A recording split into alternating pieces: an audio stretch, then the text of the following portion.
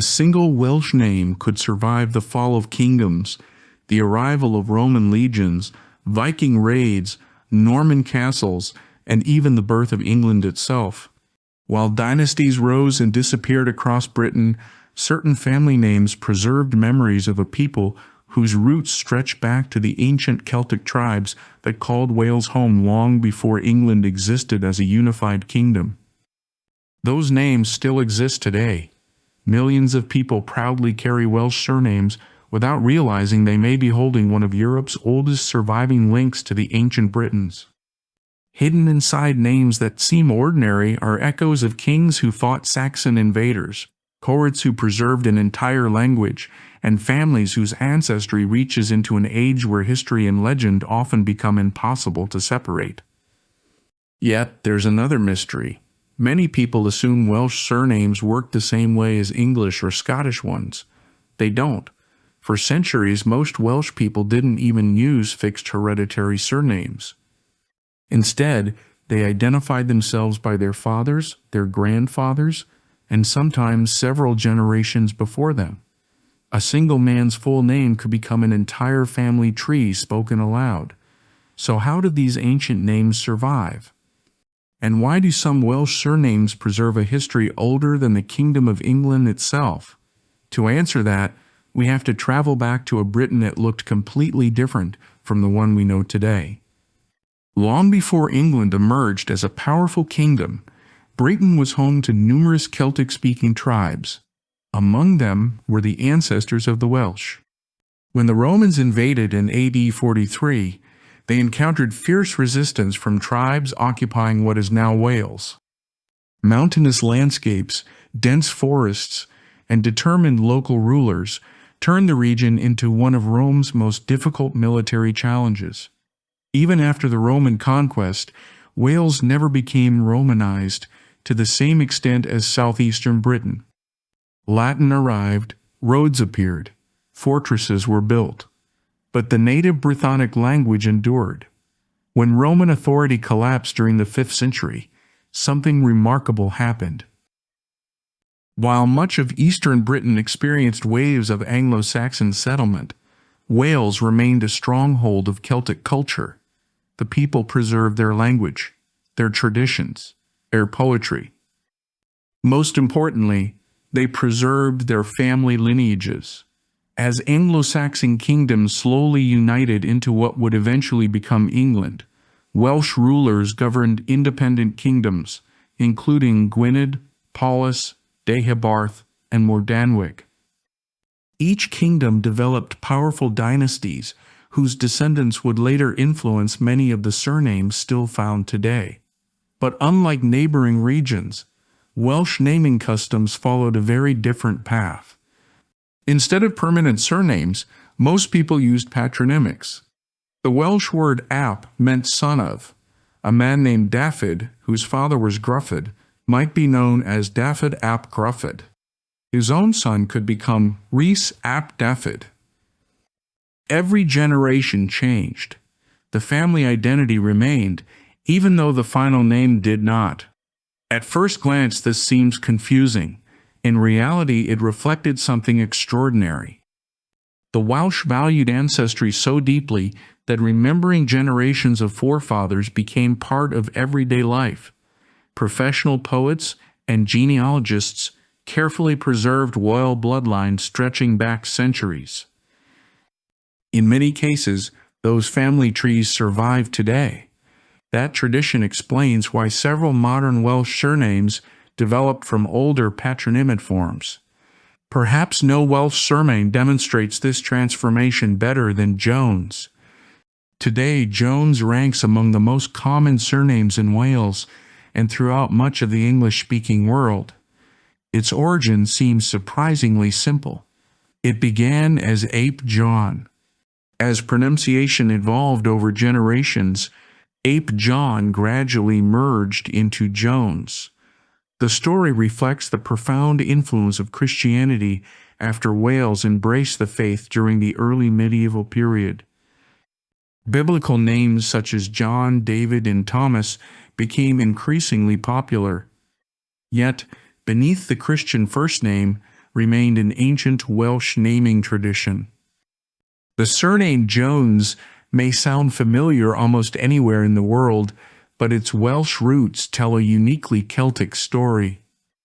The most fascinating detail is that countless unrelated Welsh families independently became Jones.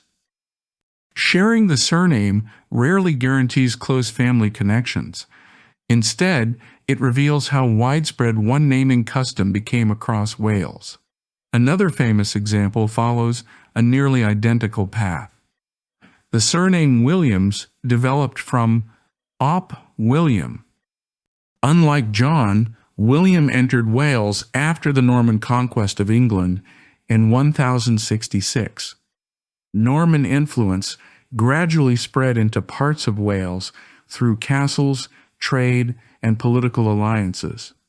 Yet something interesting happened.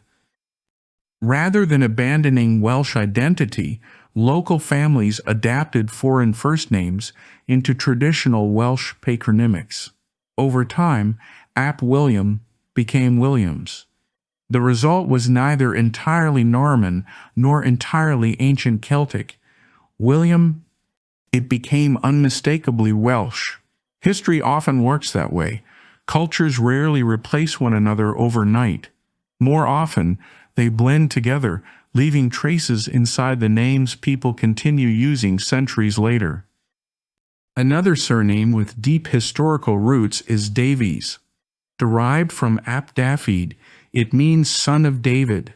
Dafydd became enormously popular after Saint David, the patron saint of Wales.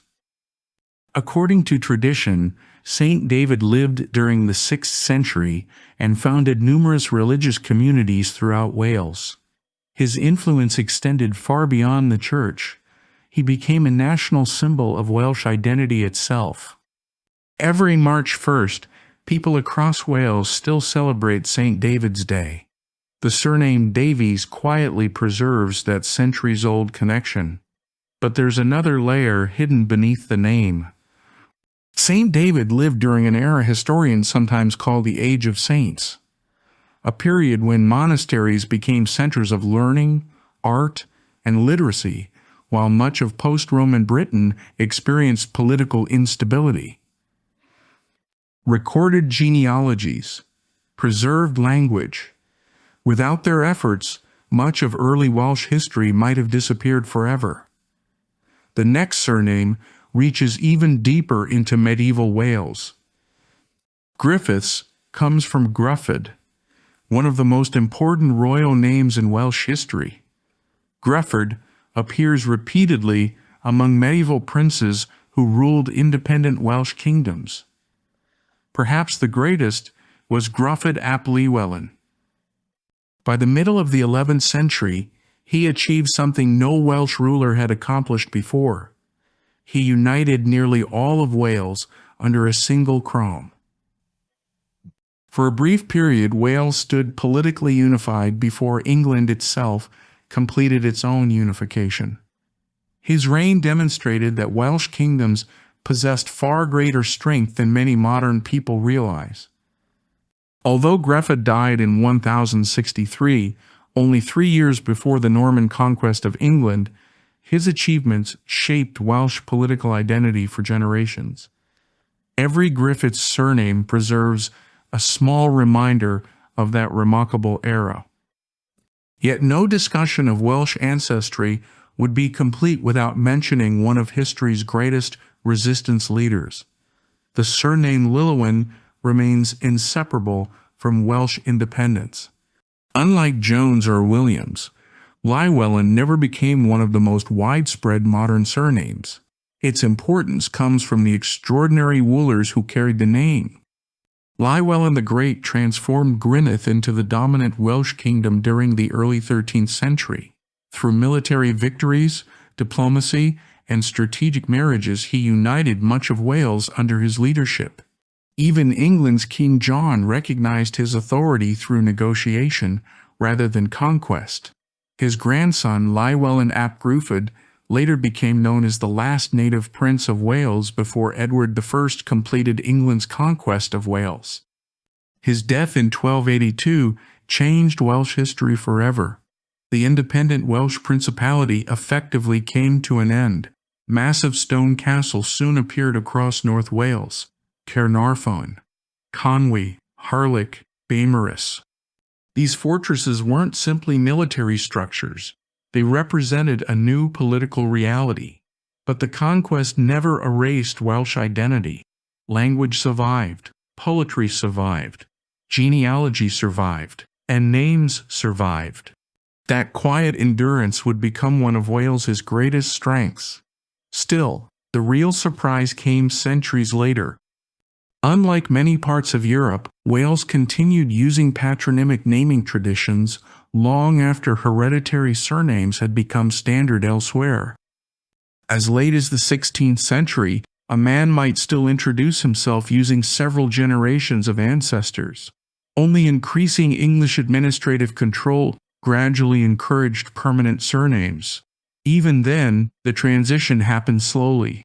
Some families adopted fixed names early, others waited generations. That gradual change explains why modern Welsh surnames preserve such clear connections to medieval fathers whose names once changed with every generation. It also explains why Welsh genealogy remains both fascinating and challenging. A surname may provide the first clue. Rarely does it tell the entire story. Behind every Jones, Davies, Williams, Griffiths, or Llywelyn lies another question waiting to be answered. And as we'll discover, the remaining Welsh surnames reveal ancient princes, remarkable warriors, gifted poets, and bloodlines whose origins stretch even further back into Britain's forgotten Celtic past. The deeper historians explore Welsh surnames, the more they uncover a remarkable truth. Many of these names are not simply family labels. They are fragments of an oral tradition that predates written records in much of Britain. Long before parish registers, censuses, or official birth certificates, Welsh families remembered who they were by reciting their ancestry from generation to generation. A nobleman could trace his bloodline back through fathers, grandfathers, great-grandfathers, and legendary rulers whose names had been memorized for centuries. That practice turned genealogy into something far more powerful than family history. It became proof of identity. One surname that reflects this ancient tradition is Morgan. Today it appears throughout Wales and across the world, but its roots reach into the early medieval Welsh kingdoms. The personal name Morgan likely derives from ancient Brythonic elements associated with the sea or brightness, though scholars continue debating its exact origin. Whatever its earliest meaning, Morgan became one of the most respected names in southern Wales. One of its greatest figures was Morgan Hen, Morgan the Old. During the 10th century, he united neighboring territories into the kingdom of Morgannwg, a region that still carries his name today as Glamorgan. Unlike rulers remembered only for conquest, Morgan gained a reputation for stability and wise leadership. His reign represented a rare period of peace in a Britain often divided by warfare. Even centuries later, local traditions continued celebrating his legacy. When someone carries the surname Morgan today, they unknowingly preserve the memory of one of medieval Wales' most influential rulers. But history rarely follows a straight path.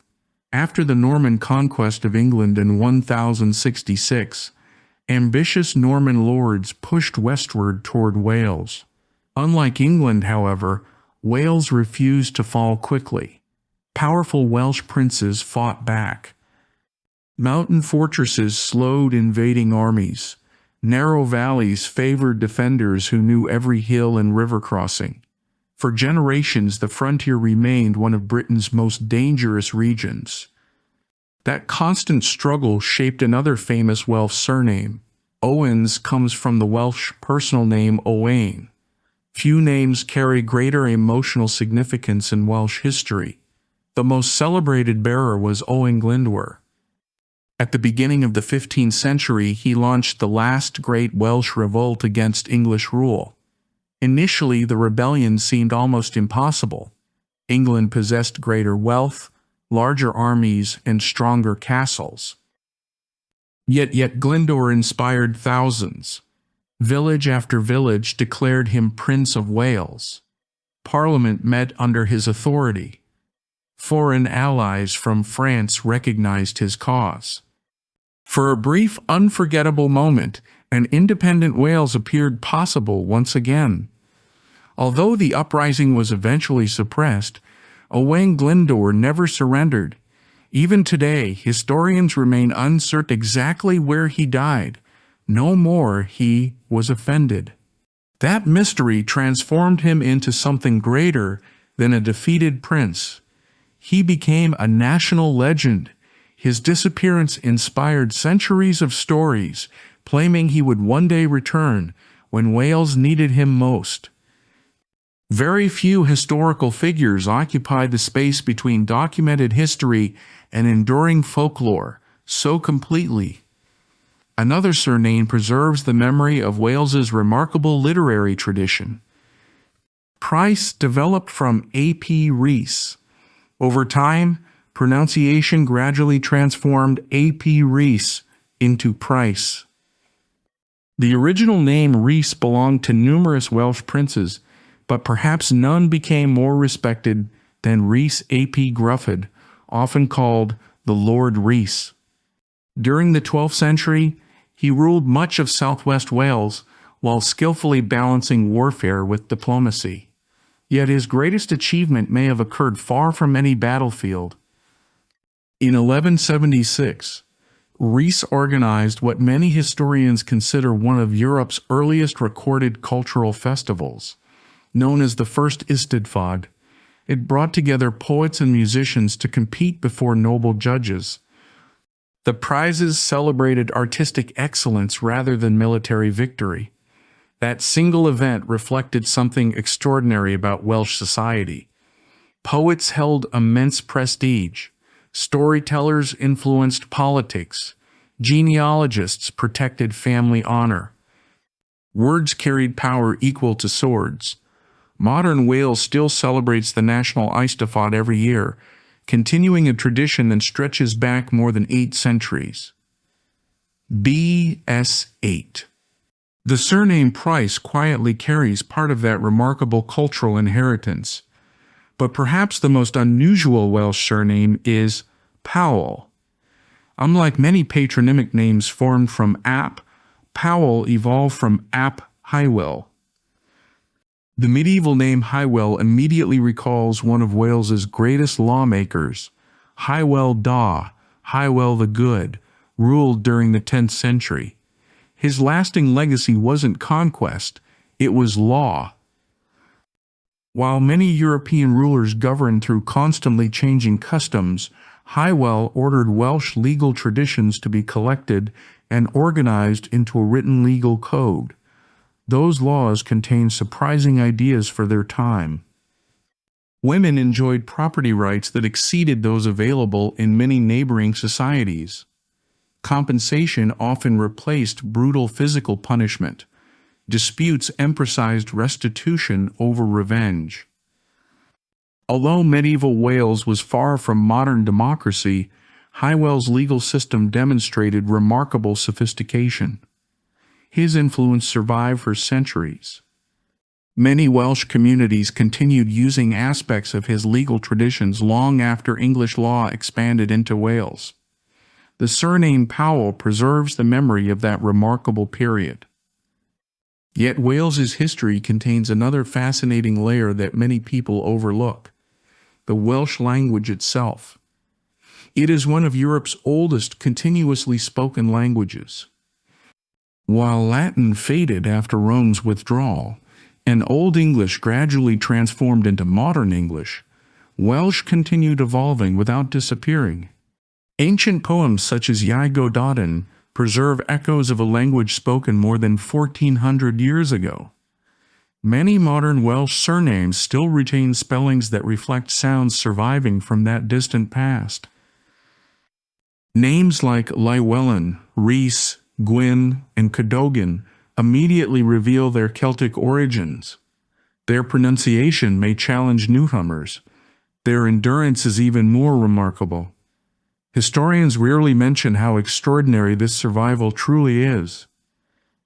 Across Europe, countless ancient languages vanished completely. Welsh endured despite conquest, political pressure, and social change. Its surnames became living monuments to that resilience. One family name closely tied to Wales's intellectual heritage is Thomas. Although Thomas itself originates from the biblical apostle, its widespread use in Wales reflects the country's deep Christian traditions. During the Middle Ages, monasteries became centers of learning across Wales. Religious scholars copied manuscripts preserving Welsh poetry, law, and genealogy. Without their dedication, enormous portions of Welsh history would have disappeared forever. Ironically, some of the earliest surviving records documenting ancient Welsh bloodlines were written not by kings or warriors, but by monks working quietly inside stone monasteries. Those handwritten pages continue helping genealogists reconstruct family histories today. But the most fascinating detail is still ahead. Many people assume England completely erased Welsh identity after conquering the country. History tells a different story. Edward I certainly defeated the independent Welsh princes. His massive castles projected royal authority across the landscape. English law gradually expanded. Political independence ended. Yet something stronger survived. Families continued speaking Welsh. Bards continued composing poetry. Parents continued teaching children the names of their ancestors. Identity simply adapted instead of disappearing. Centuries later, another challenge arrived. During the Industrial Revolution, Wales changed more rapidly than at any previous point in its history. Coal mines expanded. Ironworks transformed valleys into industrial centers. Railways connected isolated communities. Families who had spent generations in rural villages suddenly moved into growing towns. Welsh surnames spread far beyond their traditional homelands. Then came the 19th century. Economic hardship pushed thousands to seek new lives overseas.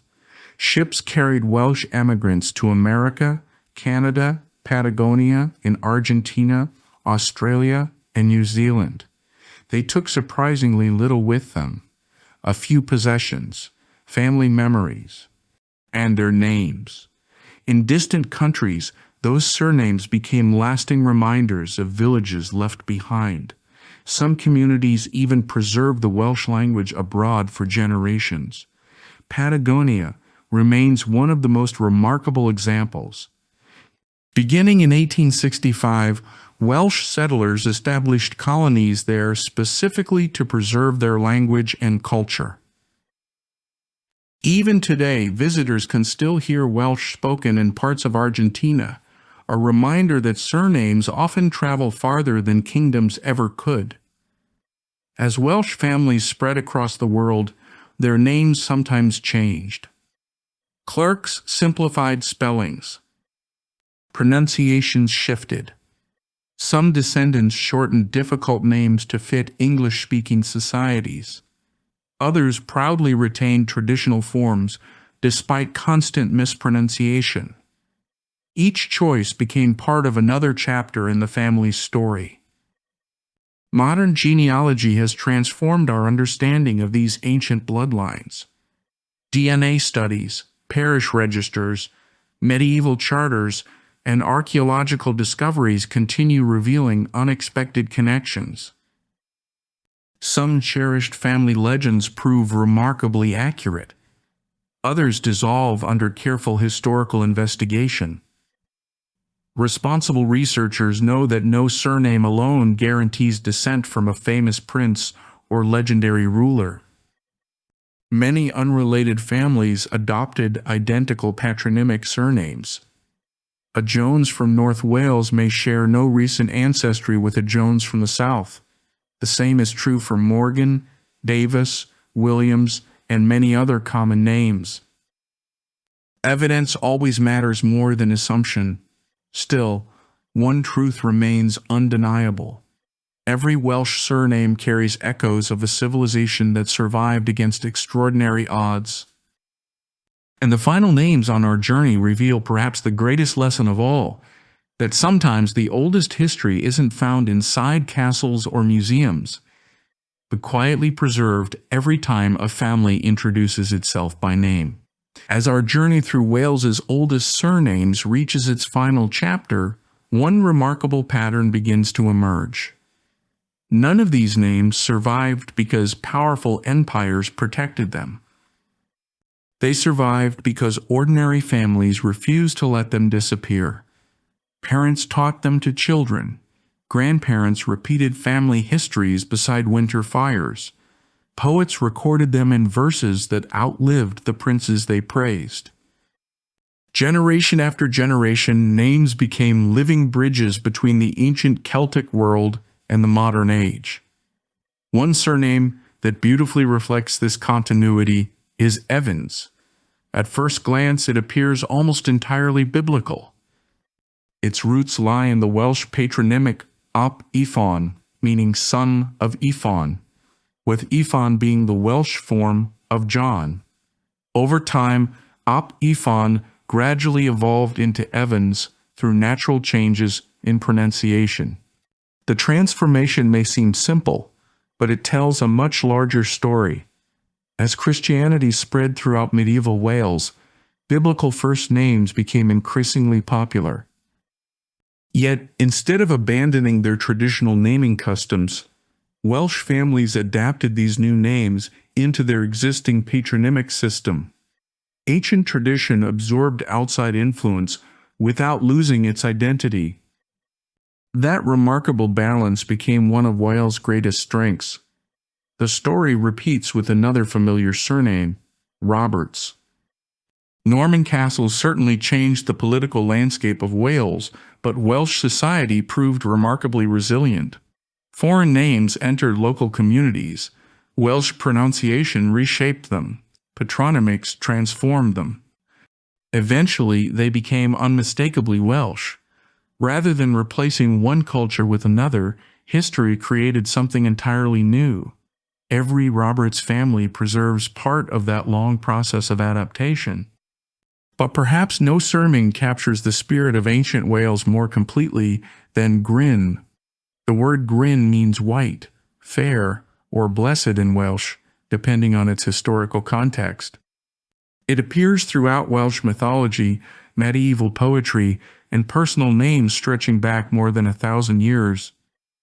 Figures such as Gwyn ap Nudd, the mysterious ruler of the otherworld in Welsh legend, demonstrate just how deeply the name is woven into Celtic tradition. Unlike many medieval stories elsewhere in Europe, Welsh mythology never completely disappeared. Large portions survived through manuscripts copied by generations of dedicated scholars.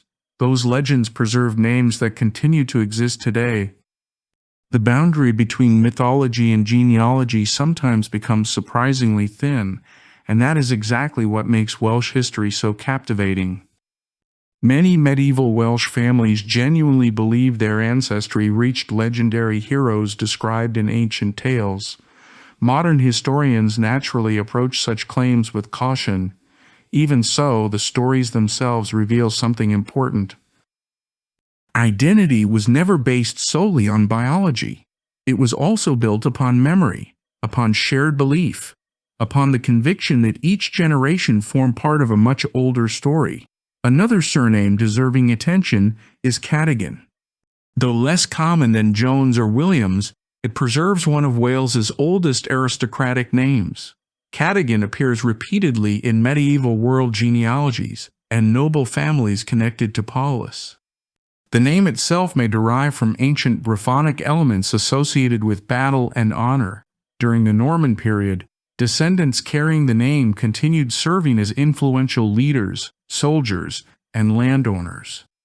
Centuries later, the Cadogan family became prominent within Britain, proving that Welsh bloodlines often extended far beyond the borders of Wales itself. The journey of these surnames also reminds us of something historians frequently emphasize. Modern hereditary surnames represent only the final chapter of a much longer family history. Before Jones came at John, before Price came at Rees, before Powell came at Hywel. Each transformation reflects changing governments, changing languages, and changing societies. Yet beneath every modern spelling lies an older identity waiting to be rediscovered. The most fascinating detail is that many people unknowingly carry clues to this earlier world every single day. Genealogists often begin with a surname. From there, they examine parish registers, wills, land records, tax rolls, church documents, medieval charters, and family Bibles. Sometimes the trail ends after only a few generations. Other times it stretches unexpectedly into the Middle Ages. Occasionally it reaches even further through carefully preserved royal genealogies. But responsible research always requires patience. One of the biggest misconceptions surrounding Welsh surnames is the belief that everyone sharing a common name belongs to one enormous family. History says otherwise. Because patronymics developed independently across different regions, countless unrelated men named John produced descendants who eventually became Jones. The same pattern created Davies, Williams, Evans, Roberts, and many other familiar surnames. Two people carrying identical names may have completely separate ancestral origins.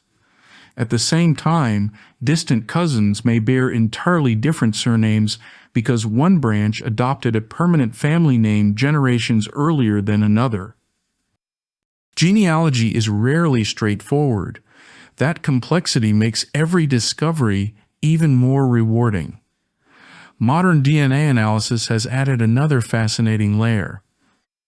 Genetic research continues revealing remarkable continuity between many present-day Welsh populations and the ancient Celtic inhabitants who lived there long before the Anglo-Saxons established the kingdoms that eventually united into England.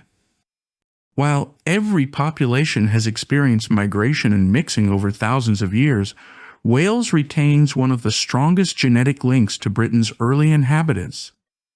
That does not mean every Welsh surname guarantees direct descent from a particular Celtic tribe. History is never that simple. But it does remind us that language, culture, and family identity can survive extraordinary political change. Few places illustrate this more clearly than Wales. The castles built by Edward I still dominate the landscape. Their enormous stone walls once symbolized conquest. Today they stand beside communities where Welsh remains a living language. School children still learn it. Road signs display it. Poets continue writing in it. Musicians sing in it. Families proudly pass it forward.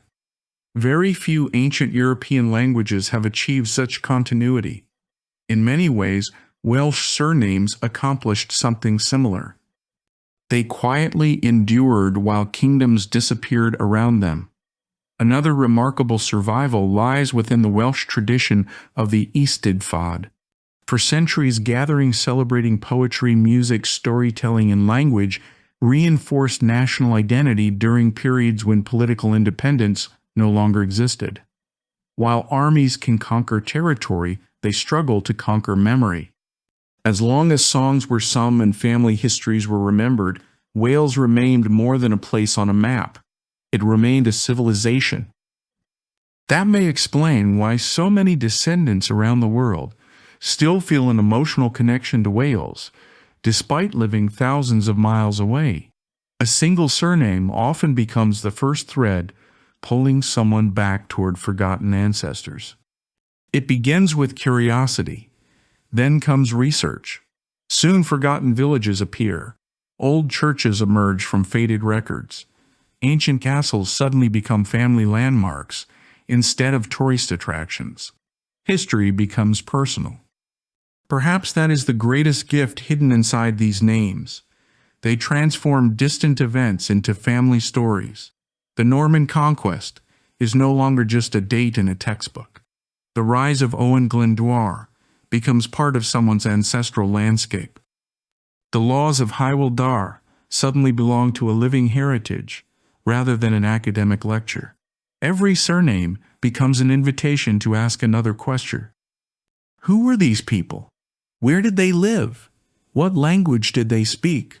What struggles did they endure? What dreams did they leave behind? Those questions matter because history is ultimately about people, not simply events. Castles crumble. Kingdoms fall. Borders move. Empires vanish. Yet names continue passing quietly from one generation to the next. Sometimes they change their spelling. Sometimes their pronunciation shifts. Occasionally they almost disappear altogether. But when families preserve them, they carry something far more valuable than letters on a page. They carry memory. The greatest surprise is not that these Welsh surnames are ancient.